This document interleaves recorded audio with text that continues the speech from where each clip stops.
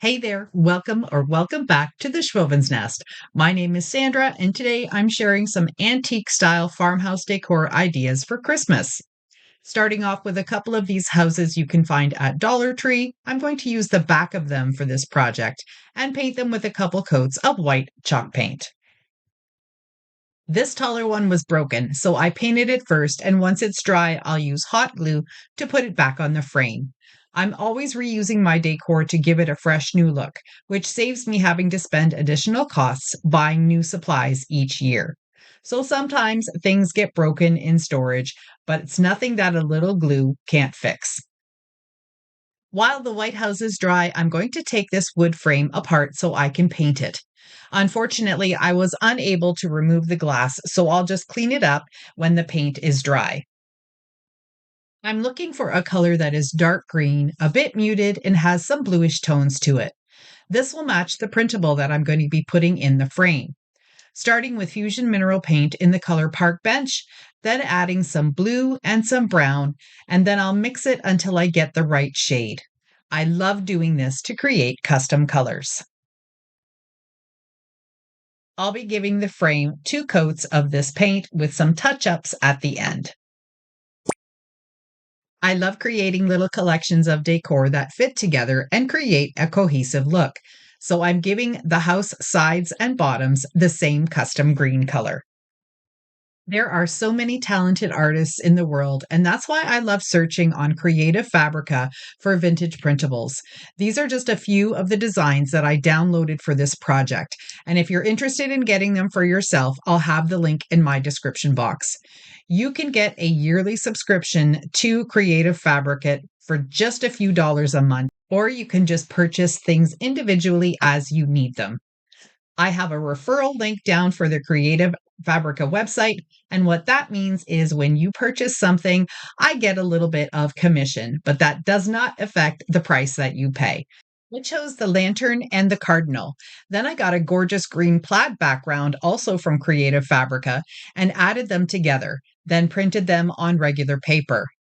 Using the houses to get the graphics centered, I'll cut them out and use a glue stick to apply them to the back of the house. I painted it white because I wanted to make sure that all of the background was going to be the same color.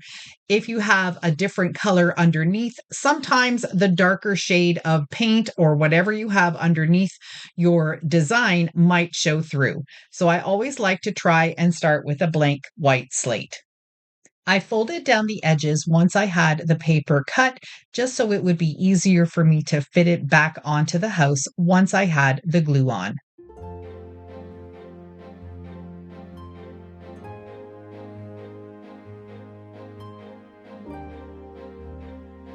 Completely forgot that Fusion Mineral Paint has a built-in top coat, so I had to use a razor blade to scrape off the paint that got on the glass. It probably would have been easier to spend the time taping the glass, but I thought I would save some time doing it this way. Oh well, I'll sure remember for next time. Once it was all scraped off, I cleaned the glass one more time, inside and out, and then put in the printable that I did on a full sheet of paper. This is from the same collection from Creative Fabrica, but it's the Christmas tree. And I just love how these three look together.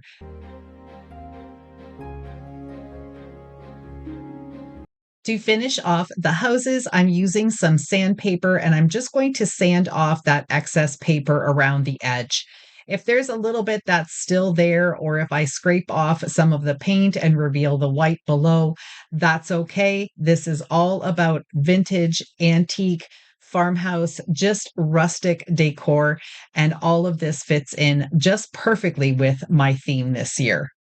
If you want to see what my Christmas theme looks like all put together, make sure you're subscribed and have the notification bell selected so YouTube will notify you when I upload my Christmas home tour. It's coming soon. Now let's take a look at how this collection turned out and how I styled it on my china cabinet.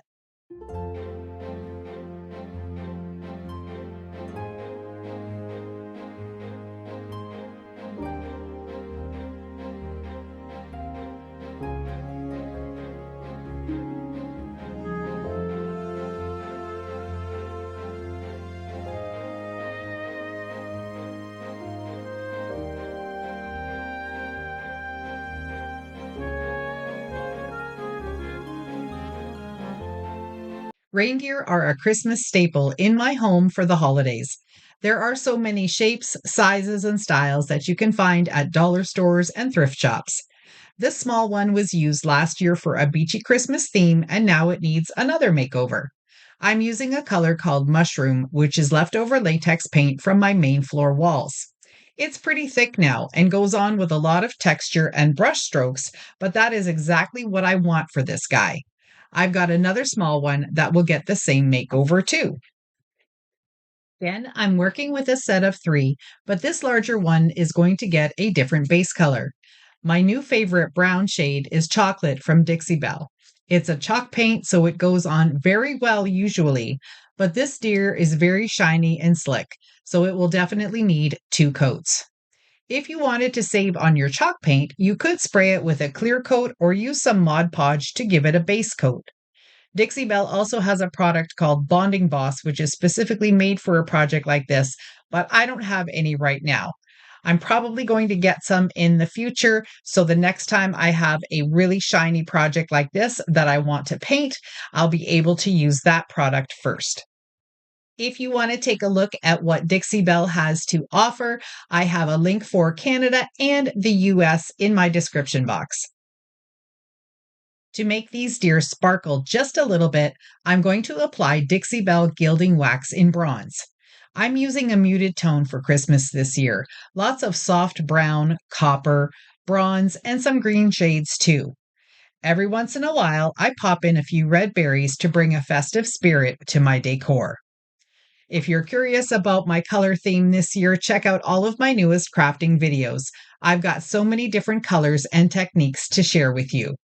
Look at how beautiful the texture of the base coat paint makes this gilding wax look. It gives the deer almost a look of the fur. I'm really obsessed with this bronze gilding wax. I love it. I never thought I would go for a little bit of a shiny or sparkly Christmas theme, but this is just the right shine for me.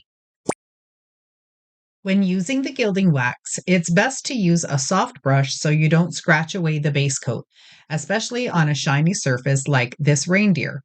All you need to do is dip the brush a little bit into the wax pot and then apply it using a back and forth motion to distribute the wax evenly. A little bit goes a long way. You can see here that the wax looks completely different on the dark paint compared to the lighter colored paint. It's amazing how different the wax can look depending on the base coat you choose. To finish off the reindeer, the antlers need something too. Using the chocolate paint from DIXIE on the two smaller reindeer, I'll use a light brown color on the large one. I was also thinking of using the felted or flocked method on the antlers, but I decided to leave them like this for now. Let me know in the comments below if you think I should flock the antlers, which means making them have sort of a fuzzy look. They will turn out a little bit lighter because what you use on them is baking soda to just get that flocked look.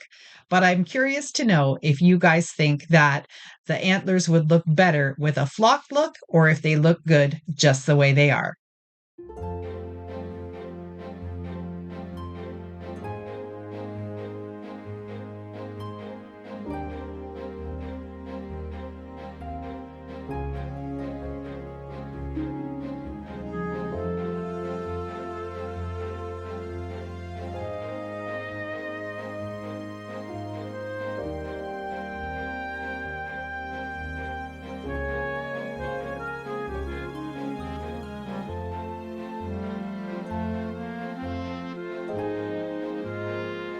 My house is decorated in everything rustic, farmhouse, and a little bit modern, but I love finding these signs at the thrift store. This one was $4.50. It was a little bit pricier than what I normally would spend, but I just really loved the shape and the size of it, and I knew exactly what I wanted to do with it when I brought it home.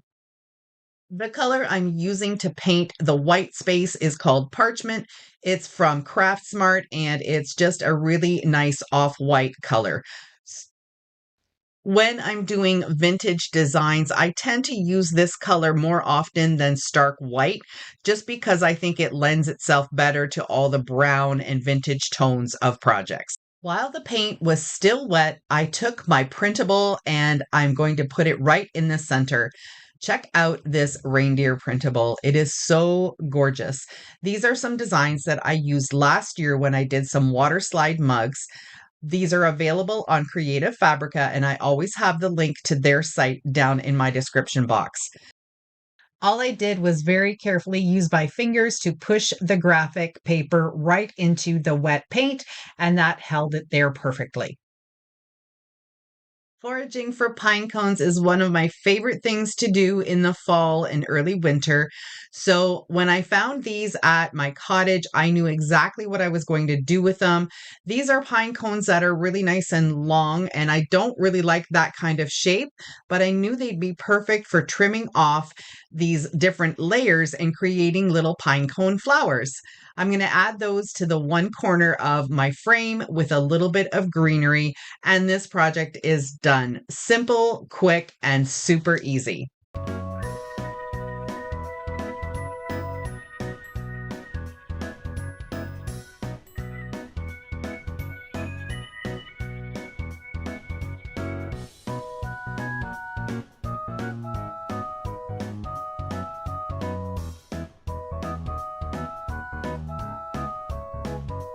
I almost forgot. I did decide to frame out the picture with some of this ribbon.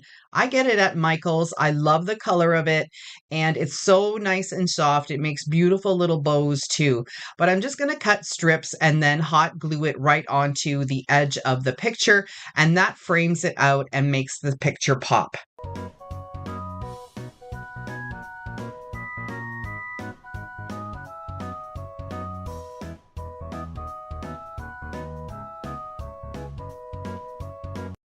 Let me know down in the comments how you like to decorate for the Christmas holidays. Whether you're a sparkle girl, a rustic girl like me, or anything else, I'd love to know.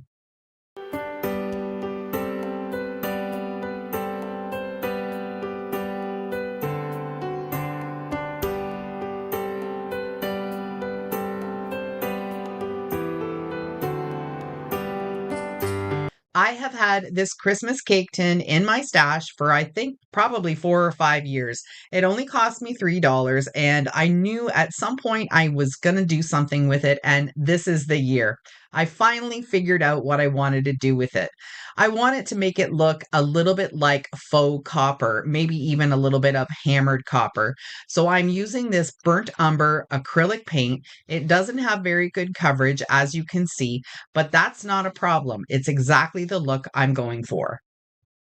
Once I have it all covered, just one section at a time, I'm going to take these blue shop towels and I'm going to crunch it up and then just dab all over the paint. It's going to give it this really sort of dotted texture that I wasn't expecting, but I ended up loving. I'm going to repeat the steps for the other 3 layers of the tree. And the reason I'm doing them in layers is because I don't want the paint to dry. I want it to be able to create that texture while it is still wet. And it's also going to collect a little bit darker in the grooves and creases of the Christmas tree. So that adds to the character of it as well.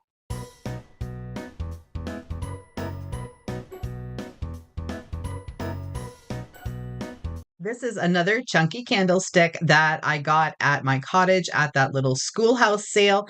And I know some of you are thinking, oh my gosh, why are you painting this dark wood? Well, I want to use it for my copper tree, but I just think that both of these dark pieces together won't look very well. Now, I do have another candlestick like this, which I will probably leave dark when I do something with it. So you'll have to stay tuned for a video with that in the future. The color I'm using here is my favorite, called Mushroom, but I ended up not liking the combination of the mushroom with the copper. Then I changed over to that parchment color again, gave it some distressing, and now I'm in love with it. To camouflage the hole at the top of the tree, I just cut off some of those same pine cones, just the tips of them, and I'm going to glue 3 of them onto the top. Just gives it a little bit more of a whimsical and fun and rustic tree topper.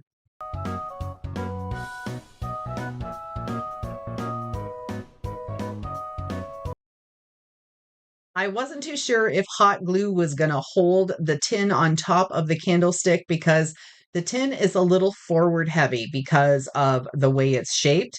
So it didn't work out just this way. So I had to improvise a little bit.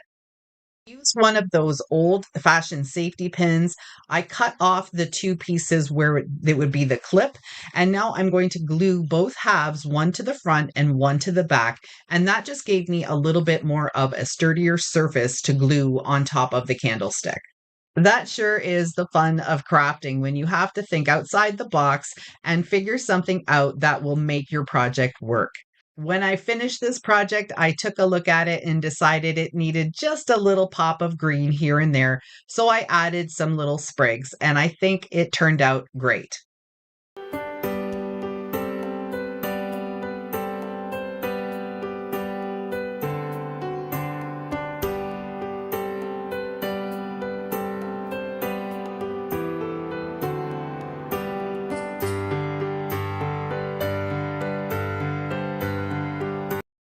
Thanks so much for clicking on my video today. I really appreciate all of your support. Here's a couple other videos that you might like that have more of my Christmas theme for this year. See you in the next one.